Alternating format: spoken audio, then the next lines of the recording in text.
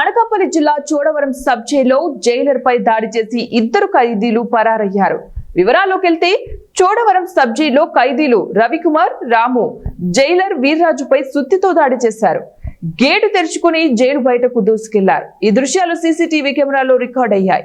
పోలీసులు ఇద్దరు ఖైదీల ఫోటోలను అన్ని పోలీస్ స్టేషన్లకు పంపించారు. ఎక్కడా కూడా తప్పించుకోకుండా ముమ్మర గాలింపు చర్యలు చేపడుతున్నామని అనకాపల్లి జిల్లా ఎస్పీ తుహిన్ సింహా తెలిపారు. కాగా జైలు భద్రతపై ఇప్పుడు పెద్ద ప్రశ్నలు తలెత్తుతున్నాయి.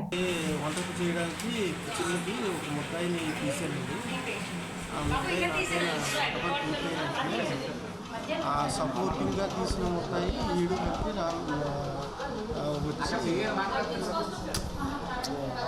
ఆ ముద్దాయి నాపై చూసేసి నా డస్క్లో ఉన్న హ్యామర్ అంటాం కదా, హ్యామర్ తీసుకుని నాపై అటాక్ చేసి నేను గింజుకునేటప్పటికి నా చేతిలో ఉన్న తాళాలు లాక్కుని గేట్ కొట్టేసిన దాని మీద నేను కొద్దిగా మైల్డ్గా ఉన్నాను.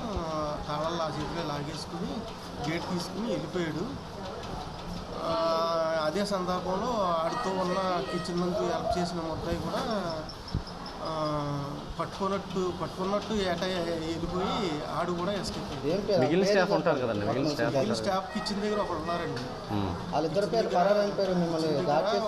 కానిస్టేబుల్ గారు ఉన్నారు. ఆయన వచ్చే అవకాశం కూడా లేదు వాస్తవానికి. షార్ట్లో అటాక్ చేసాడండి.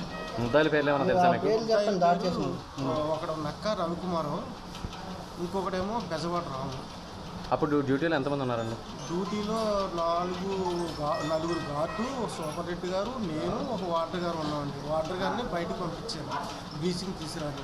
అంటే ఇప్పుడు అక్కడ హ్యామరును బ్లడ్ స్టెయిన్స్ ఎక్కడ ఉన్నాయంటే రూమ్లో ఉన్నాయి కదా, అక్కడికి రావాలంటే అక్కడ చేతిలో ఉన్న సుత్తిని తీసుకుంటూ గింజుకుంటూ నేను సూపరింటెండెంట్ గారు ఉన్నారు కదా అని సూపరింటెండెంట్ గారి దగ్గర రూమ్కి నేను లాక్కుపోయి తన్నితే అప్పుడు వదిలేడు.